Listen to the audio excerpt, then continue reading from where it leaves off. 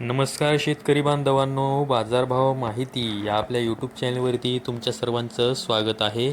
जर तुम्ही आपल्या बाजारभाव माहिती या यूट्यूब चॅनलवरती पहिल्यांदा आला असाल तर आपल्या यूट्यूब चॅनलला सबस्क्राईब करून ठेवा, जेणेकरून बाजारभावविषयक माहिती तुम्हाला यूट्यूबच्या माध्यमातून मिळत राहील. तर आजच्या व्हिडिओमध्ये आपण कांदा बाजारभावविषयक माहिती पाहणार आहोत.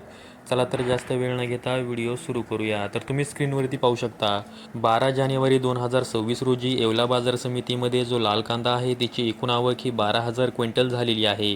त्यासाठी किमान दर हा 200 रुपये तर कमाल दर हा 1700 रुपये देण्यात आलेला आहे. तर सर्वसाधारण दर हा 1300 रुपये देण्यात आलेला आहे. येवला बाजार समितीमध्ये मागील आठवड्याच्या तुलनेमध्ये 400 रुपयांची बाजारभावामध्ये घट झालेली आहे.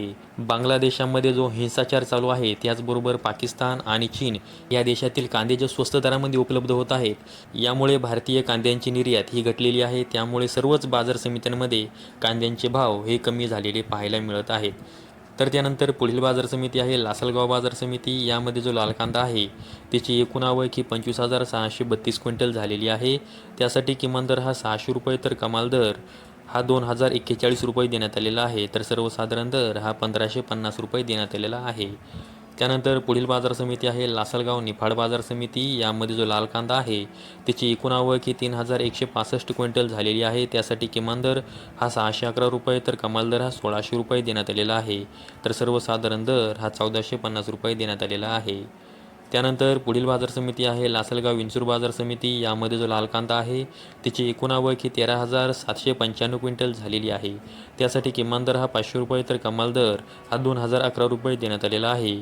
तर सर्वसाधारण दर हा 1,500 रुपये देण्यात आलेला आहे.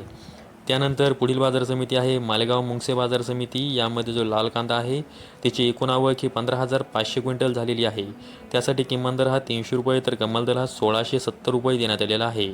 तर सर्वसाधारण दर हा 1,250 रुपये देण्यात आलेला आहे. त्यानंतर पुढील बाजार समिती आहे नागपूर बाजार समिती. यामध्ये जो लाल कांदा आहे त्याची एकूण आवक ही 2,760 क्विंटल झालेली आहे. त्यासाठी किमान दर हा 1,000 रुपये तर कमाल दर हा 1,800 रुपये देण्यात आलेला आहे. तर सर्वसाधारण दर हा 1,600 रुपये देण्यात आलेला आहे. नागपूर बाजार समितीमध्ये जो पांढरा कांदा आहे त्याची एकूण आवक ही 2,000 क्विंटल झालेली आहे. त्यासाठी किमान दर हा 1,400 रुपये तर कमाल दर हा 2,000 रुपये देण्यात आलेला आहे. तर सर्वसाधारण दर हा 1,850 रुपये देण्यात आलेला आहे. त्यानंतर पुढील बाजार समिती आहे चांदोड बाजार समिती. यामध्ये जो लाल कांदा आहे त्याची एकूण आवक ही 12,500 क्विंटल झालेली आहे.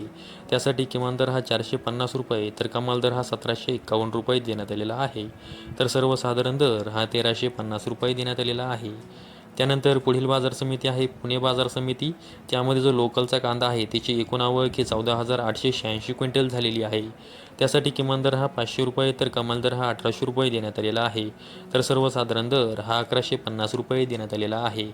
त्यानंतर पुढील बाजार समिती आहे नाशिक बाजार समिती. यामध्ये जो पोळ कांदा आहे त्याची एकूण आवक ही 2,655 क्विंटल झालेली आहे. तर यासाठी किमान दर हा 450 रुपये तर कमाल दर हा 1,600 रुपये देण्यात आलेला आहे. तर सर्वसाधारण दर हा 1,250 रुपये देण्यात आलेला आहे. यानंतर पुढील बाजार समिती आहे पिंपळगाव बसवंत बाजार समिती. यामध्ये जो पोळ कांदा आहे त्याची एकूण आवक ही 18,000 क्विंटल झालेली आहे. त्यासाठी किमान दर हा 400 रुपये तर कमाल दर हा 1,925 रुपये देण्यात आलेला आहे. तर सर्वसाधारण दर हा 1,400 रुपये देण्यात आलेला आहे. त्यानंतर पुढील बाजार समिती आहे मुंबई कांदा बटाटा मार्केट.